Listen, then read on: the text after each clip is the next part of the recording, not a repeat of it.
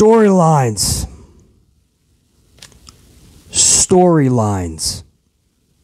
Top of the morning to my amplified unit, afternoon, evening, wherever you guys are in the world. This is your Monday Night Raw, August 8th, 2022 review. Hour number 1, we already did last night. That was a live watch-along we did on the channel. Live reaction, live review. You guys already know my thoughts, my feelings on hour number 1 of Raw last night. It's on the channel if you missed it. Check it out. So we'll be going over the last 2 hours of this show. And last night, it was so refreshing for BC to see something that I am not used to in this company. A storyline. One that actually intrigues me, piques my interest, gets BC thinking. BC kind of has to turn into a super sleuth, tap into my inner Scooby-Doo, and try to solve the mystery, right? That's what we had last night when Dexter Lumis returned to WWE. And you see this car crashed in the parking lot while Kevin Owens is delivering an interview. And you see Doudrop, Doodoo, is there with Ash Ketchum. And they're befuddled. How could this car crash right into this big post? Now, I was thinking at the time, either Doodoo was driving or Ash, right? And they're jamming out to Hot Mix 95.7. They're jamming out, right? Maybe it's a little bit of old school Jay-Z and Jermaine Dupri. A little bit of Money Ain't a Thing.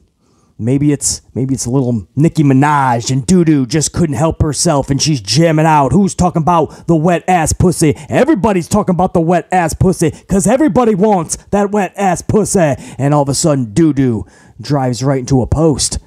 And her and Nikki Ash are like, how could this happen? What are you doing? Well, you were the one driving. And this is all happening while Kevin Owens is delivering his interview. So you're like, what the fuck is that all about? Is this the storyline we've been waiting for? Doodoo and Ash get into a car crash? But then later on, during an Asuka and Alexa Bliss backstage interview, while the car is now being towed, all of this personnel, some officials, looks like a little bit of law enforcement, they come storming by Alexa Bliss and Asuka. Where are they going? It seems like they have a culprit, maybe a suspect. It's in the building. Who? And then later in the night, after the main event of AJ Styles and Miz, you see Dexter Lumis in the crowd being arrested. Commentary didn't give it too much detail, too much time. Camera wasn't on it for too long. So it really kept that suspense that we don't know what that was about, but that's not part of the show. Clearly it is, but I felt it was actually done beautifully. My point is, when you go back to something several times, when you have something that ends the show in a cliffhanger, and when you have something that piques people's interest, when you put all the ingredients together, you have now baked one hell of a fucking cake. And this takes the cake. This is a storyline. It's not on the most epic of stages. It's not that one storyline that's going to captivate the world like the NWO back in the day or Stone Cold and Vince McMahon. No, it's not going to do that. But it's the start. And for everybody that's at BC, you're the one podcaster left that's still being an asshole with this change. You're still being so negative. It's because I've been lied to one too many times with that same regime, whether it's a Vince McMahon or a Triple H, a Stephanie, or even a Shane. I watched all of them at one point stand in the middle of the ring, say, we hear you, we know we fucked up, we're gonna change. And I proceeded to see another nearly 5 years of the same shit that I saw 5 years previous. So no, I was not gonna jump on the Triple H bandwagon just because of what he did in Black and Gold. I was not going to sip the Triple H Kool-Aid just because. I was not going to use words like, I'm so excited, I'm so intrigued to watch Raw tonight. No, I was not going to do that. So I'm not going to follow in line with the rest of the community. No, I needed them to get BC to give a fuck. And if that means keeping my foot on the gas pedal and not allowing them any mulligans, even during a time of transition, then so be it. That's what needs to be done. And in doing that, I'm not disappointed. And I got that storyline, man. Triple H has been doing interviews lately, and Triple H has been saying that his main focus is going to be storytelling, storylines. Now, that's welcoming to BC. He did a lot of that in NXT. What is he going to do on the main roster? You got to put up or shut up. Triple H talked a big game. He's going to deliver storylines. It's at the forefront. But to see it, to fucking see it unfold, to see him bring back Karrion Kross on Friday to leave that cliffhanger Friday night, and then to end Monday night with a little bit of a cliffhanger and a story in Dexter Lumis, this is what is needed in pro wrestling. You can have all the bangers you want. If there's no investment, pro wrestling is dead on arrival. DOA, life support at the very best.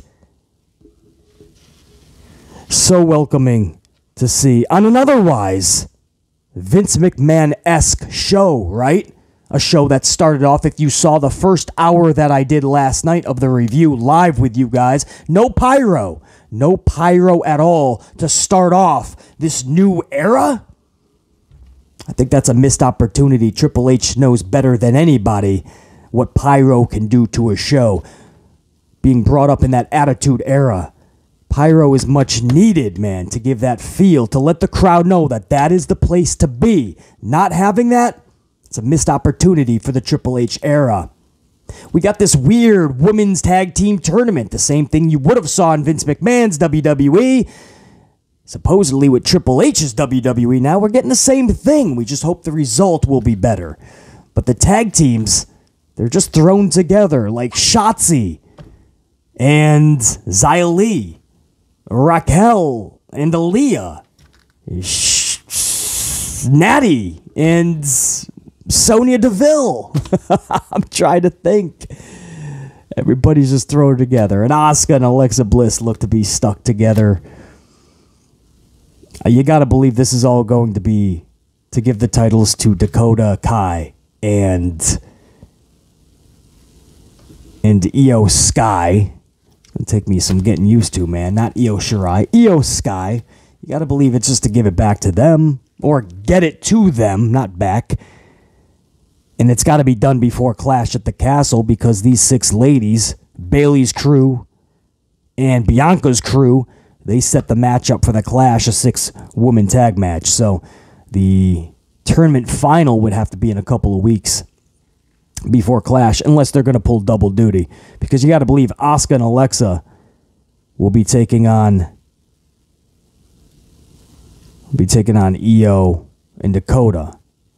Unless that's the Raw bracket. Are they separating the Raw and SmackDown brackets? Because then maybe that would have to be the final. But no, because NXT is in there too, man. They put an NXT in there. With, what is it, Nikita Lyons? And I forgot who else. I don't know. It's thrown together, man. That's what I'm trying to tell you. No pyro. You got this fucking women's tournament still going on. Or about to be put on. What they announced 2 months ago is actually coming to fruition, unfortunately. Dolph took on Chad Gable in a 6-minute match for no purpose. I could see if there was a story and you put 20 minutes behind it. Okay, that could be a good match. But 6 minutes, no reasoning. Gable just eats another L. We'll go over that. Seth Rollins is taking on the Street Profits yet again in singles competition. He's in this weird thing because Riddle's been out, so they're just feeding the Street Profits to Rollins. It's all so awkward. And people say, well, it's leading into a Montez heel turn. Well, didn't look at last night after the match. Montez was pretty concerned about Dawkins. So this is just literally... I just don't know why Rollins is thrusted into a tag team feud. And then, of course, Miz and AJ Styles in the main event for the 16th time on television in some variation. 16 televised matchups. So if you think you saw that match a few times before, you were right. So a lot of it, my point is, not to be a Debbie Downer or negative Nancy in the community, right? I'm such the asshole, man. Not to be such, but it really was still a Vince McMahon-esque show with some Triple H nuggets here and there, right? The United States video package played again. Lashley and Tommaso. I'm surprised it wasn't given more time, given that it was a title match. And H has been giving these matches more time. I'm surprised it only went 12 minutes. And the finish was a straight tap out. But you did see these nuggets of Triple H here and there. But it was that storyline, man. That storyline that saved the show. Dexter Lumis at the end of that show, raising everybody's Scooby-Doo suspicions. Everybody has to now turn into the fucking mystery squad. And solve this mystery. Everybody has to now put on their Inspector Gadget cap and put the puzzle pieces together. What the fuck was up with that car? Was that the distraction to get into the arena? What's his beef with Styles? Does he just have a beef with H? With WWE as a whole for letting him go? What's the dude's deal? You know, that was so welcoming to see, man. I had to do a little bit of super sleuth. It's early in the morning. There's no Sasha, nothing, man. That's why we got the jobber entrance. No theme music. BC's got to make his own fucking coffee. Luckily, I got some new Kauai coffee. Kauai vanilla macadamia nut coffee. I got to fire one up if you guys don't mind.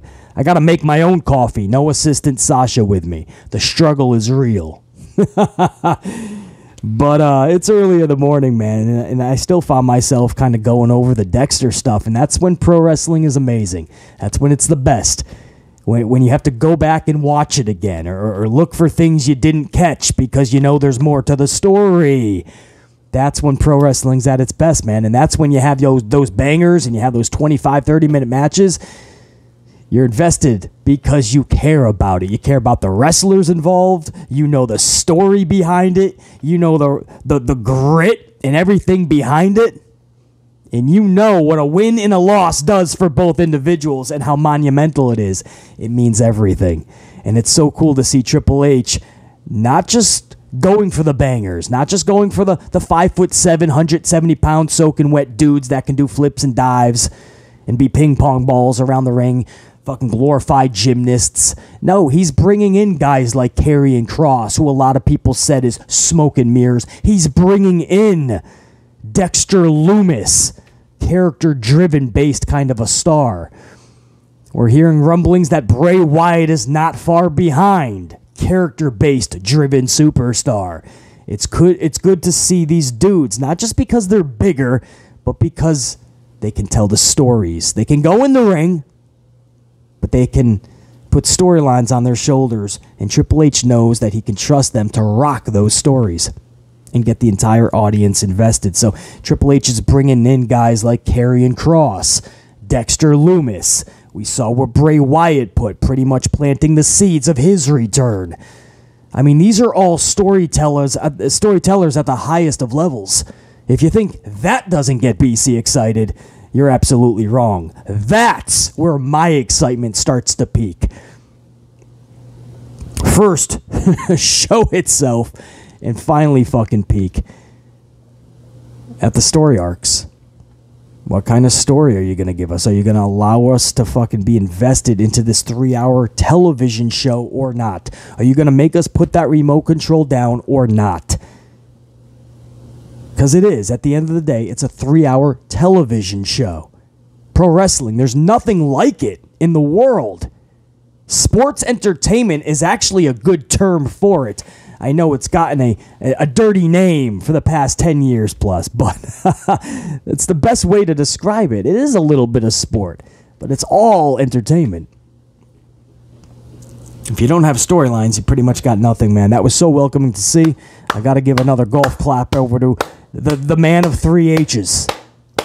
And I really mean that, because that was so awesome to see, man. The Karrion Kross thing was one thing on Friday, but to see my boy Dexter Lumis show up and actually have a story attached to it that makes, I mean, people are puzzled. People didn't know what the fuck's going on. Casual fans are lost still. They don't have a clue that it's even connected.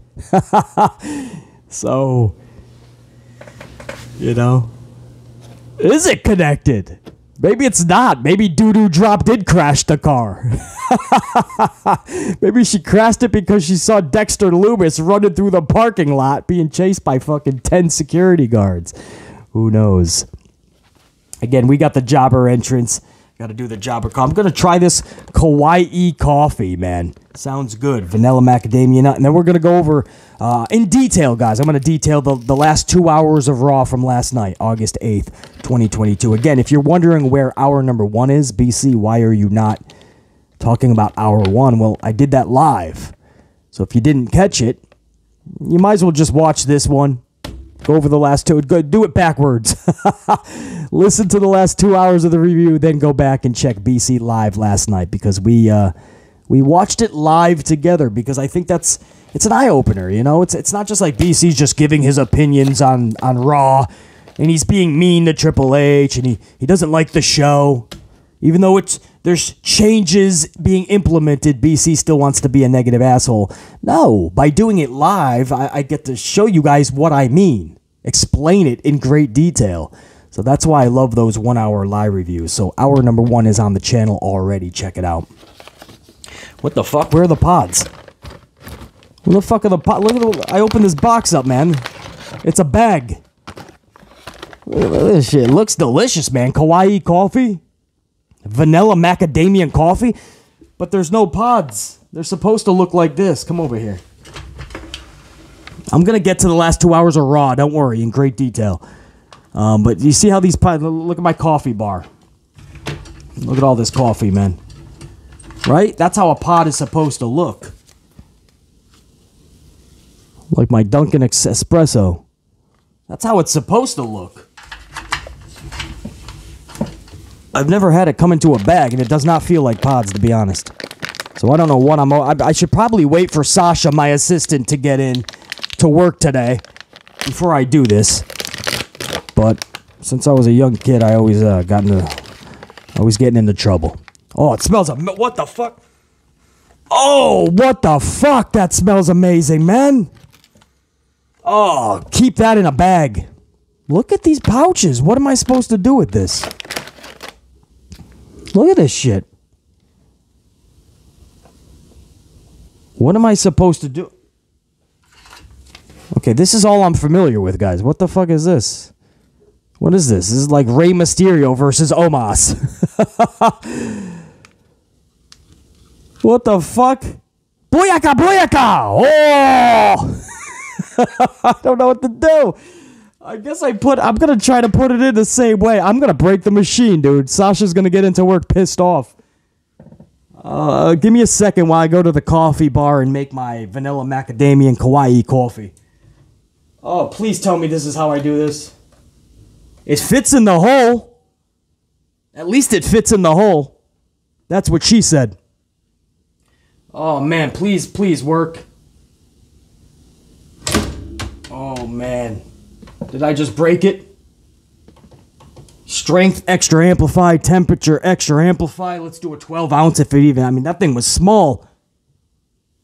That's what she said. No, I'm playing. I'm going to try a 12 ounce here, man. Let's see if this works.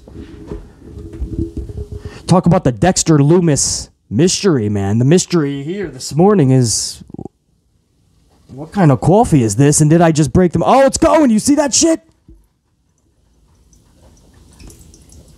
You hear that?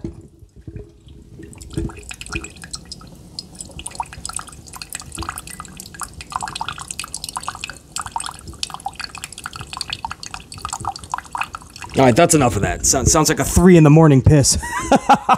You ever wake up 3 a.m? I gotta piss. Take it forever. You just want to get back to bed. All right, I'm gonna let that go. I'm gonna see if that works out, man. Kawaii coffee. Smells of, man, if this was Smell-O-Vision, man, you guys, I mean, this bag, no wonder they keep it in a bag. This is some prestigious coffee that Sasha got me.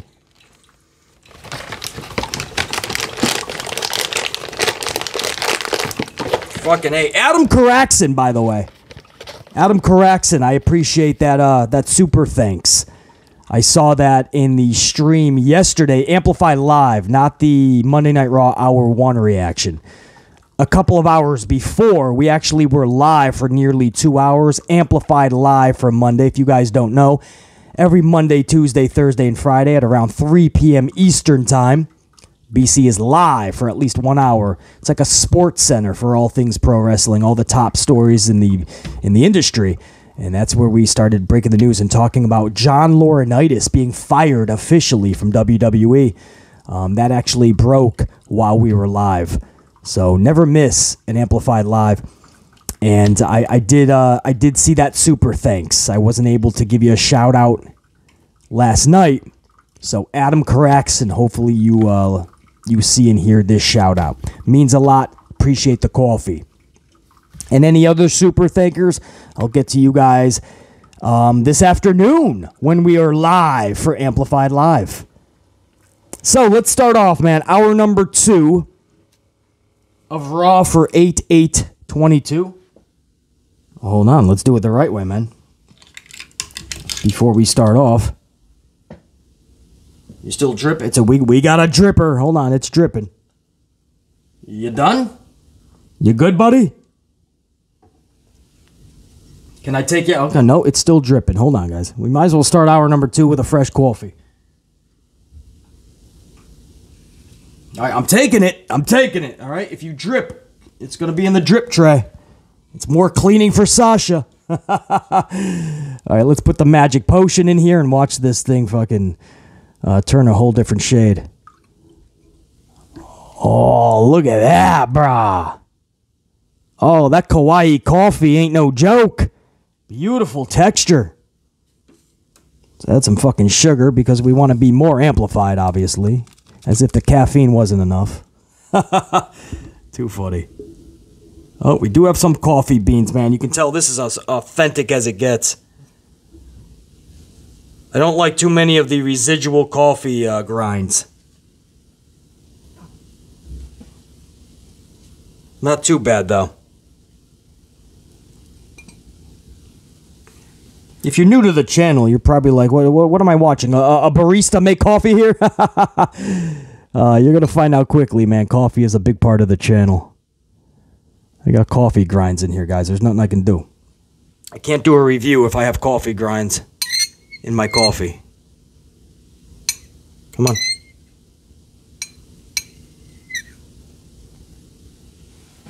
All right. That was very meticulous. That's you know how I eat Raisin Bran? You guys know the cereal Raisin Bran? I love the bran flakes. But it's only the Raisin Bran flake. A lot of people say, BC, if you just like the bran flakes, just get the box of bran flakes. No, it's different. Raisin Bran flakes are just the best, but it has to be the Raisin Bran. But I hate raisins. I can't stand them. I can't stand them. No other way to put it. So every time I have a bowl of Raisin Bran, I have to sit there for 5 minutes first and pick out all the raisins like I'm a fucking toddler. But I have no choice. I love the bran flakes. I can't stand the raisins. And then they want to go and fuck around, and now it's even more raisins. 20% more raisins in every box. So now I'm there for an extra 3 minutes. Salute my amplified unit.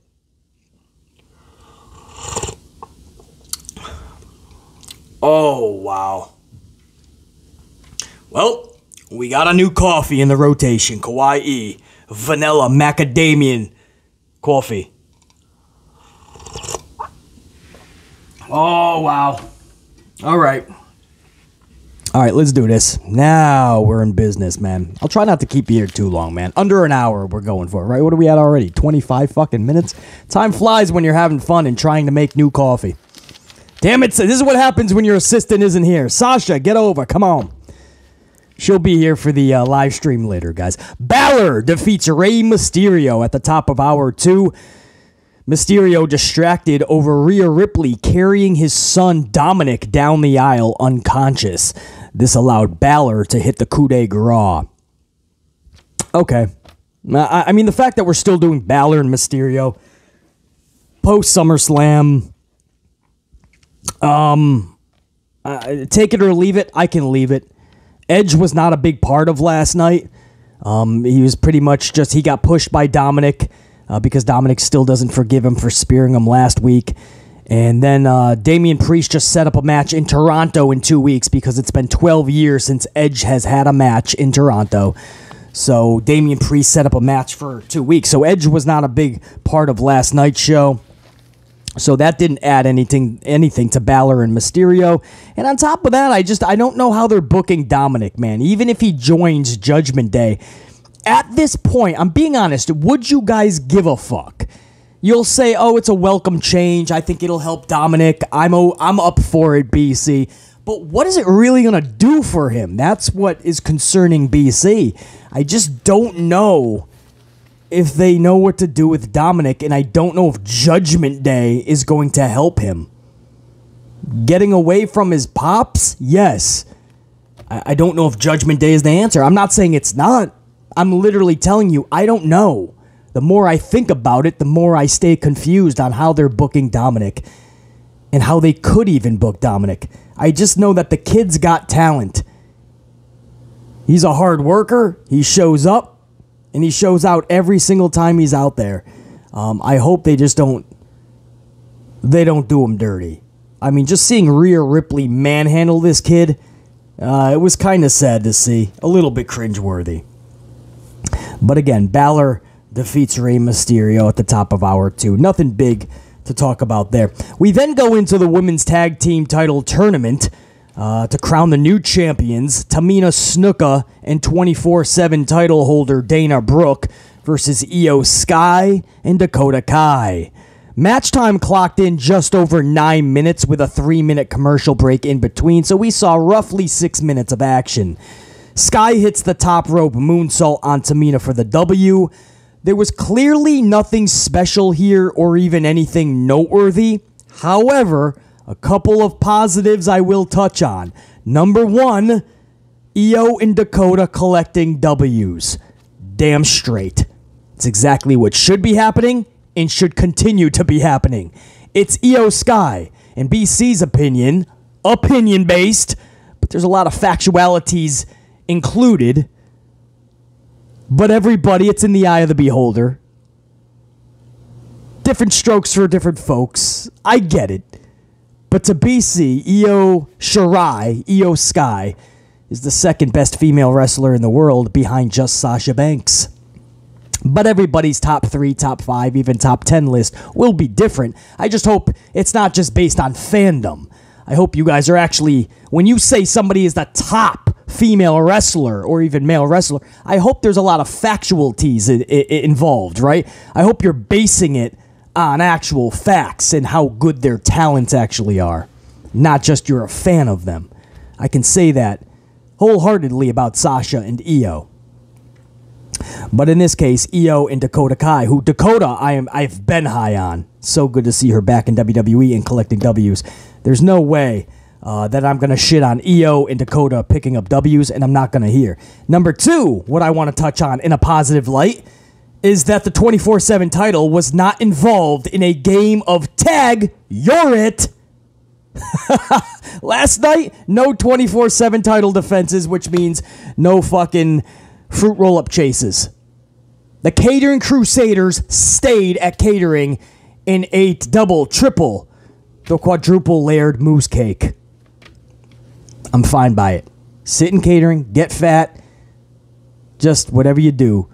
Don't come to the ring and try to fucking roll up everybody. It was good to see the 24/7 title not defended yet again. Of course, it sucks to see Dana still parading it around. That means it's still there. We were hoping, right? 2 weeks without it, we were hoping it's done. But no, there's the 24/7 title right around the shoulder and around the waist of Dana. Beggars can't be choosers. At least earlier in the night, Alexa Bliss didn't come to the ring with Lily. Lily was gone. First time we've seen that in the longest time. It was so awesome to see Alexa without Lily. Beggars can't be choosers. Dana, it would have been great to see her without the title, but she still has that damn 24/7. But it wasn't defended last night, man. No rolling up for that hunk of junk. So those are the positives, man. Other than that, it's a women's tag title tournament. The same thing we thought it would be under Vince's watch. Same thing on H's watch. A lot of weird mixed tag teams for no reason in a tournament that is just going to solve none of the problems that WWE has with the tag team divisions. Divisions with an S, male and female. Because you're crowning champions in a division that is basically, for all intents and purposes, it's non-existent. It's not just irrelevant. The tag division is non-existent. So you're crowning champions for what? To what? To do what? If you wonder why Sasha and Naomi walked out in the first place, it's the same type of shit you're seeing in this tournament. These are not tag teams. These are singles wrestlers thrusted together. Even the ones that have been together for a few weeks, like Alexa and Asuka, which, by the way, just a couple of weeks ago, weren't they facing each other? Was it last week or the week before? They were fucking taking on one another. I think it was last week. One-on-one. The tag team is done. Now they're facing each other. Now all of a sudden they're thrusted back in a tag team. I just want things to make sense. Goes to show you that I understand Rome wasn't built in a day. Change takes time. But, you know, when Triple H is going over the script for the day, I don't know how this type of shit passes by. Same thing I said in hour one with Seth Rollins playing around with the Street Profits every week just because there's no Riddle. You got to do better than that, man. Anyway, that's the women's tag title tournament, and Io and Dakota move on. You expect Doudrop and Nikki to lose next week to Asuka and Alexa, and I'm guessing that sets up Alexa and Asuka versus Dakota and Io. Now, I think when it's all said and done, Io and Dakota will be winning the tag titles. Again, they have a match, 6-woman tag at Clash at the Castle, so I expect the final to be the Monday Night Raw before Clash at the Castle. We shall see. Hour number 2 ends with the United States Championship. The U.S. title is on the line. Bobby Lashley, champion, taking on challenger Ciampa. Ciampa's wearing the Harley Race robe to the ring, so they're really hyping it up. We saw the video package, the prestige, the history of the U.S. title before this match. You see the Harley Race robe, and you're thinking, are they really going to do Bobby Lashley filthy? I mean, as much as you want to see Ciampa get a push, no doubt. Dude's a consummate professional, an uber talent, and a Triple H guy, right? I get it. We want the best for Ciampa, but you can't just do Lashley that filthy, man. That's not doing him dirty. That's literally making him a transitional champion, a hot potato champion, a forgettable champion, a fucking joke of a champion. You can't have that dude walk away without that title last night. You just can't do it. There's no way. I said that in the hour 1 live reaction. I'll say it again here the morning after. So you just got to get creative. But when I saw the Harley Race robe, and I'm thinking, like, damn, are they really going to do Lashley like this? Are they really doing this dude like that, man? BC's not on board. I'll have no part in that. Now, this ended up being a 12-minute match. Again, this surprised BC. I thought it would be much longer, especially because it was a title match, and H has been given a lot more matches, more match time. Not all of them. Again, we're about to talk about a 6-minute match with Dolph and Gable, for instance. We saw the Rollins match. But for the most part, the past couple of weeks, man, matches have been given the time to breathe a little bit. Beggars can't be choosers is the theme of the last couple of weeks, so I will say 12 minutes better than fucking 9, right? It's over the 10-minute mark. But given what we've seen on some of the matches the last couple of weeks, I'm surprised this didn't go 20 plus. Maybe they just didn't think Lashley could captivate for that long. I mean, Tommaso has proven that he can. I don't know, but this was 12 minutes. A little surprised given the time that was put into this starting last week with the little, was it a gauntlet match? Just a little mini tournament? I think it was a mini tournament. A couple of triple threat matches, I think it was, leading to this match last night. So anyway, I don't know. A lot was put into it, or a lot more than usual was put into it to just see 12 minutes. Kind of took BC by surprise a little bit. But anyway, Styles and Miz were involved a little bit, just a little bit in this match. Nothing big. But for the most part, it was Bobby and Ciampa, legit one-on-one. And the finish saw Lashley lock the Hurt Lock in, tap out Ciampa to retain his United States title. So Ciampa, not only was it just a 12-minute match, but Ciampa tapped the fuck out. Hurt Lock. No bells, no whistles, no gimmickry. No kind of schmuckery or schmozzery. This was legit. Just, damn, this hurts. I'm done. Tapping the fuck, dude. You beat me. I'm done. Let me hit the showers. So that was a little surprising as well. Now, of course, you look at it at the way of listen. That put Ciampa on the map for a lot of casual fans that didn't really know a lot about Ciampa, didn't watch a lot of NXT. And he went out there and put on, for 12 minutes anyway, a pretty decent match with Lashley.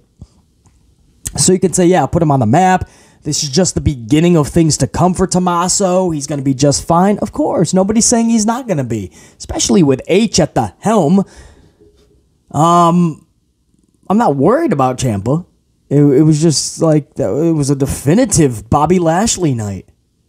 You know, and it's exactly what should have happened. Make Tommaso look strong and good, but Lashley has to walk away with the title. I didn't think they were just going to, like, Hurt Lock the motherfucker and have him tap. I don't know if I would do that. I don't know if I would do that. I don't know if I would have Tommaso tap the fuck out, man. Because you want to make something big out of Tommaso. You want him to be this warrior. You don't want to remember him tapping out in 12 minutes.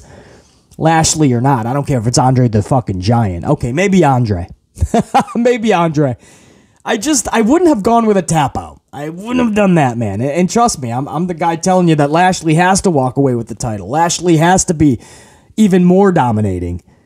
But fuck, there's a lie, man. Like, don't have Tommaso tap out, man. There's no need for that. Just have a banger of a match. And at the end, Lashley's able to collect a pin somehow. He finds a way to pin Tommaso, man. Tommaso kicked out at 3 1/10. If he was just at 2 9/10, he would have kicked out. But it was 3 1/10. He just kicked out last second. But Bobby Lashley, fair is fair, man. And all is fair in love and war. And challenges, if you're Johnny Bananas. I just wouldn't have gone with a tap out. Other than that, salute. Everything that needed to happen happened. Tommaso looked great in there. Bobby Lashley walks away with that championship. You may not like that result, guys. You may wanted to see a new champion last night. You can't do Bobby Lashley filthy like that. And if you're trying to make a title prestigious, which it looks like H is, especially with the U.S. title, then you can't have transitional champions. You can't have hot potato. Bobby Lashley just won that motherfucker last month. You guys already got him losing it just because you want to try to build a new star? You got to find ways to build new stars, not just throwing titles on people. Salute to Bobby Lashley, man. I'm actually behind that booking. Just wouldn't have gone with a tap out.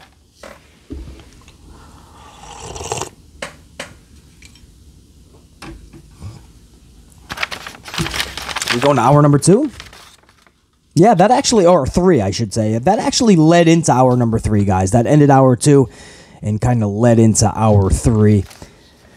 So by the time we got to the next match, we were already into hour number 3. This is Omos. Omos is in a handicap match with 2 dudes. I didn't even catch their names. It's like, you ever see, like, I think it's Dr. Seuss?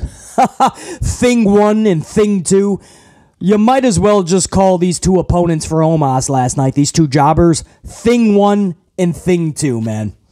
Omos destroys them for 90 seconds and then pins Thing 2. For the W. Look, no harm, no foul. I know people are crying, oh no, this was supposed to be the Triple H change era. Why is Omos out there? No, it all with the shit. No more change. Relax. Ain't gotta be over dramatic in that form, man.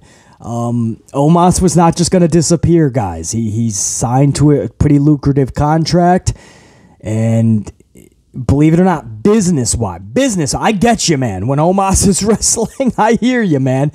Go make a coffee. Go out, pick up a new hobby. Maybe chain smoke. Maybe play in the fucking street. Twiddle with your thumbs. I don't know.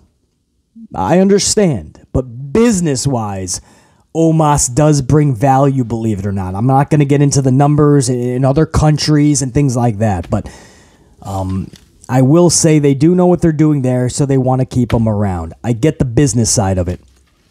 So he wasn't just going to disappear. And again, that's what I mean. If you think Vince McMahon had just went away, I said this twice yesterday, I'll say it again. If you think that Vince McMahon is just watching the Golden Girls marathon on his couch with Linda, it's not happening. If you think he's at the Jersey Shore catching a tan, it's not happening. If you think he's watching the latest Minions movie at the AMC theater, it's not happening. I mean, he's in lock and step with everything that's happening in this, on these shows in this company. He just is, man. And Omos was never going to go anywhere. So this is how you book this dude. It's no harm, no foul, guys. This is how Omos should have been booked from the jump over a year ago. Not holding Styles captive in a tag team for nearly a year, because that did nothing for him, and it just hurt AJ Styles. You know, it's 90 seconds. We got to see two dudes get destroyed. I personally, BC loves jobber matches. It helps to actually build stars and make them look like monsters.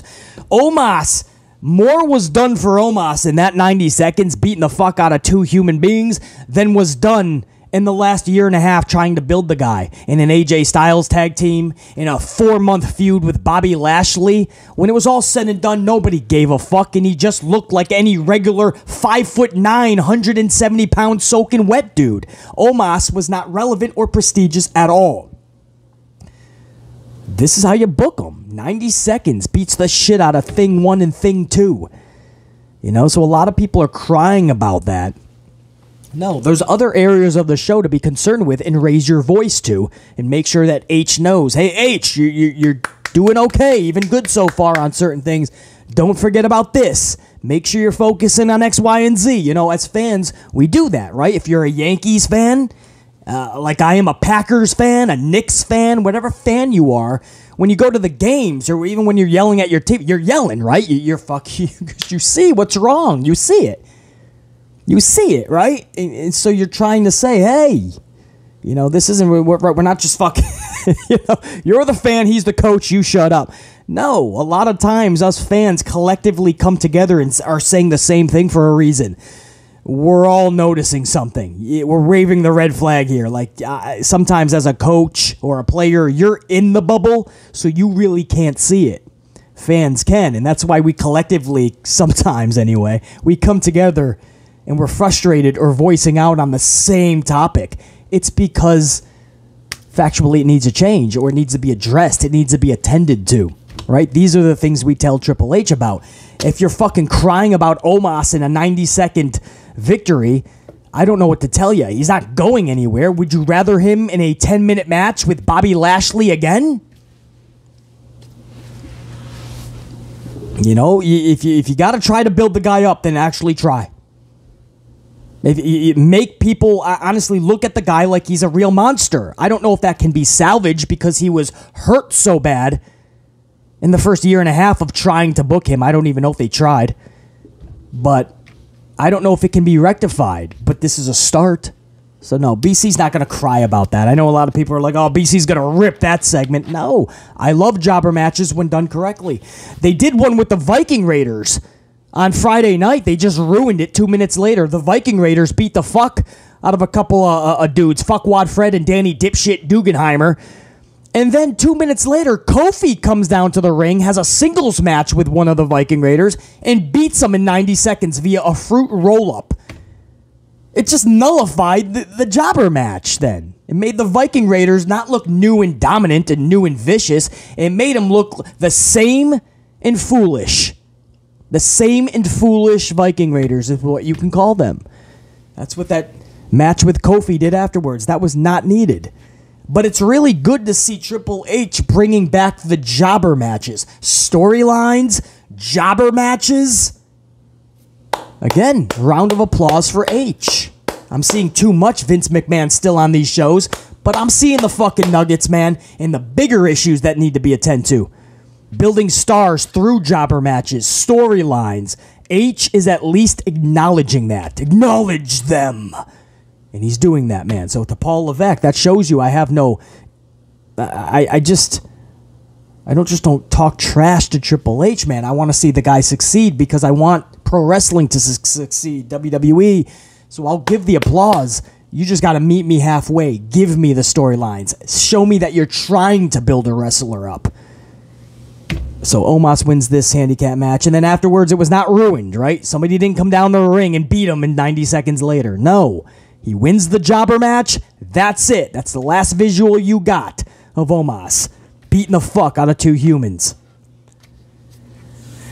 Rollins is interviewed backstage next. He is told that Riddle is returning next week, and he's got something to say. So Rollins proceeds to mock Rollins. Oh, I already know what he's going to say. He's going to say, dude, cool, bro, Randy. Literally, he's saying Rollins is nailing it, dude. It might as well have been BC on the screen because Rollins was doing his best BC, which was doing his best Riddle. And he's like, oh, it's so annoying. And that's exactly how BC feels whenever I hear whenever I hear Riddle on the mic. Man, it's like nails to a chalkboard, man. And I'm just like, if he says Randy one more time. Oh, bro. So I was with Rollins there, and he nailed it, dude. Rollins then says Riddle is best at ruining his own potential and opportunities. Just ask Dana White. So they actually brought up Dana White, man. In this Rollins promo, it shows you that they are willing to get a little bit more edgy in what they say. Again, you got to believe that's an H nugget. I don't know if Vince would necessarily. I'm sure Vince wouldn't mind actually, but I just don't think Vince would even think to put that on there. Yeah, that was actually cool. I know it's subtle. A lot of you guys maybe even missed it, but I caught that Dana White line, man, and it was it's good for the future, you know. I'm hoping that as time goes on, because H did say this too, he wants to let promos feel more authentic. So I hope in time they're much less scripted, much more authentic. Shoosh, please. Gable versus Dolph is next. This was only a 6-minute match. Dolph pins Gable via a single super kick. Good match for 6 minutes. Let's be honest, there was no story and there was no reason for this match, really. A couple of brushes, I guess, but there was no real... Gable just eating all of these singles matches, right? All these matches that Gable is having singly while being in a tag team. It's like he's being hit from both ends, man. The guy can't catch a break. He's being forced in a tag team with Otis, which they lose all the time. And then on top of that, he's losing a bunch of singles matches. So if he ever goes single again, which I hope someday happens, our subconscious is going to remember all these losses that he lost to everybody. A Rollins, a Dolph Ziggler, a Rey Mysterio, a Dominic, an Uso, a Street Profit. And I'm talking singles matches, man. So when you go off on your own, I mean, not everyone's going to forget all those losses that you fucking racked up. Like fucking Pac-Man, you're eating up all these L's. It was good to see. I couldn't see Dolph losing, right? Dolph just came back a month ago. You thought they had something for him. You thought he had some type of beef with Austin Theory. You thought they were going somewhere with it, and then it just looked like it just fell off the radar. He fell off the radar. And it does still look that way. It looks like they don't have anything for Dolph there, so they're throwing him in a weird match with a tag team guy in Gable. But that would have been horrible if Dolph lost that match, but I don't know. You see what I'm saying? I mean, this is the type of shit you would see on a sheer Vince McMahon show. Gable, Dolph, why? 6 minutes for no purpose. Why? Neither of these men can really afford a loss. Don't give one them. Don't give either of them an L. This is the shit that, we raise concerns about, man. You know I'm right. You couldn't fill 6 minutes any other way. You had to have Chad Gable fucking lose a match. A pointless, meaningless fucking match. Nobody's going to remember this next week. Oh, is Dolph still in WWE? Yeah. Last week, man, he was in the match with Gable. Nobody's doing that. I'm telling you, 6 days from now, you're going to go, oh, was Dolph on last week's show? I think he was. Well, he was in a match. Who the fuck was it? Who was it? Shoosh, please. Main event was AJ Styles versus The Miz in a no DQ match. Now, the match was made from their slight involvement, and I do mean slight involvement, in the U.S. title match earlier. So then, like, a segment or two later, they're like, Miz and AJ are going to face each other no DQ. I didn't know it warranted that, man. I mean, it was slight involvement. That leads to a no DQ now? But okay. The match itself was just over 10 minutes long. So again, this was another match that didn't have a lot of time. It's a main event, just over 10 minutes. And the no DQ stipulation was really, as we knew it was going to be, it was just some chair shots, some kendo stick shots, and a Tommaso Ciampa run-in. That was the no DQ, man. Finish saw AJ Styles defeat The Miz via the Styles Clash. Now, post-match is where it really got interesting, man. Dexter Lumis can be seen getting arrested in the crowd. Commentaries seem to address it subtly and with the quickness to really sell the fact that they have no idea what's happening. So I love that, man. Everything was done rather beautifully. This seems to go hand in hand with the other weird shit that happened throughout the night, like we talked about. The car crash backstage during the KO interview segment.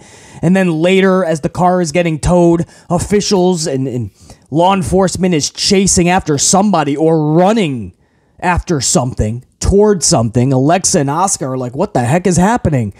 And then we see at the end of the night, Dexter Lumis is being arrested. And that's how we go off the air. AJ Styles is pointing over like, what the fuck is this dude? Who was that? I don't even know if Styles knew who it was storyline-wise.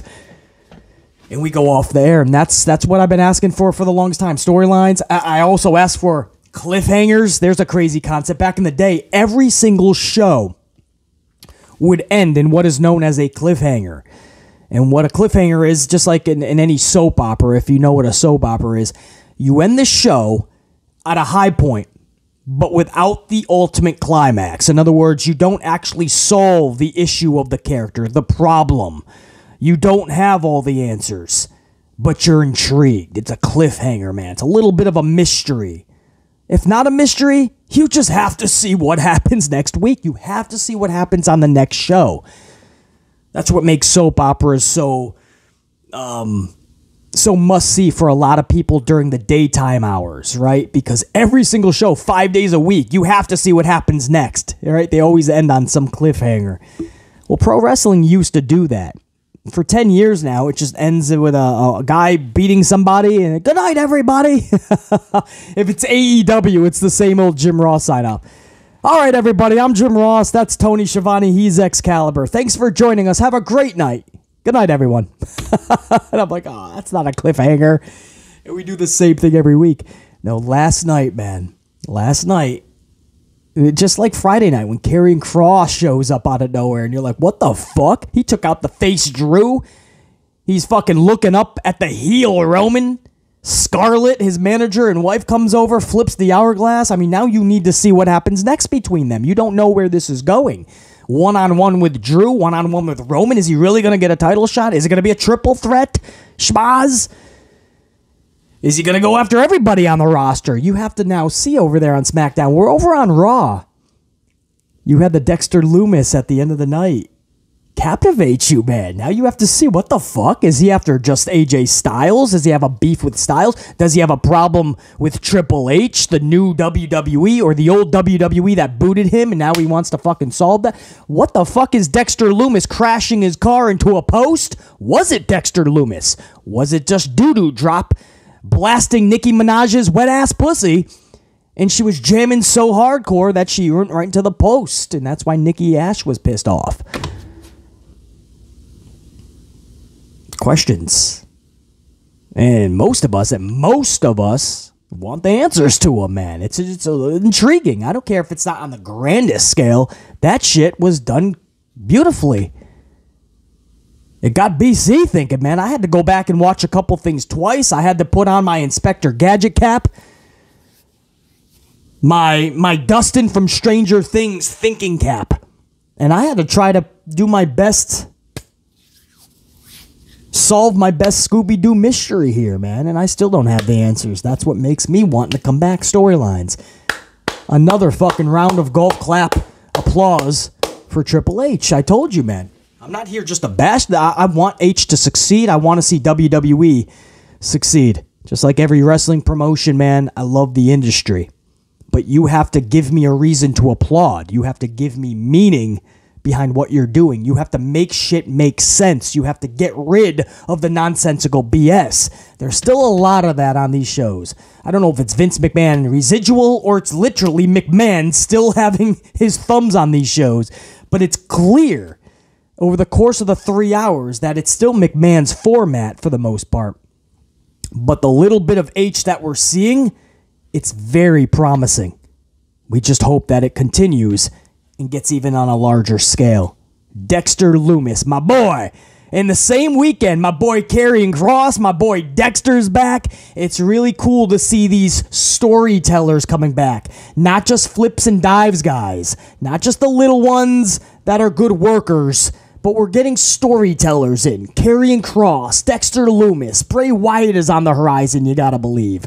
Especially with the words that he just planted over on his social. You gotta believe that Triple H is standing by his word. He wants storylines to be at the forefront. And if that's the case, BC, choo-choo, is fully on board of that express train. I'm the Amplified Man. That is your Raw review. I'll be with you guys in just a few hours for Amplified Live right here on the channel, 3 o'clock p.m. Eastern Time-ish. And if you can't catch it, it'll be on the channel afterwards, man. So, yesterday was a double video day. Today, the same exact thing. All of this content, man. And all you got to do is smash that up. Make sure you're subbed and notified, because with all of this content and all of these live streams, and I don't give a lot of warning usually, it's within 20 minutes, you really do want to smash wherever that bell is, man. Stay notified, because that's how you're going to know that BC is going live. Sometimes I only give 10 minutes of notice. So that's the way to make sure you're doing that. So much love and appreciation to all you guys, man. All the Super Chat VIPers from yesterday, you guys are fucking rock stars. From the bangers to all the fucking contributions. 1, 2, 3. Some of you guys 4, 5 coffees. And again, the bangers, man. 50s, 100. You guys were fucking rocking out yesterday. That's never needed. Always appreciated. Never, ever needed. So the fact that you guys know that and still show your support like no other, brah, just know that's residual, man. It's right back to you tenfold. That's it. Top guy. I got no exit music, man. I had no entrance theme. I got no exit theme. It's still early. Sasha's not in yet, my assistant. So we're going to have a jobber exit. No theme music. But top guy, and I'm fucking out. Think, be, live, amped always. Check you later. Check you.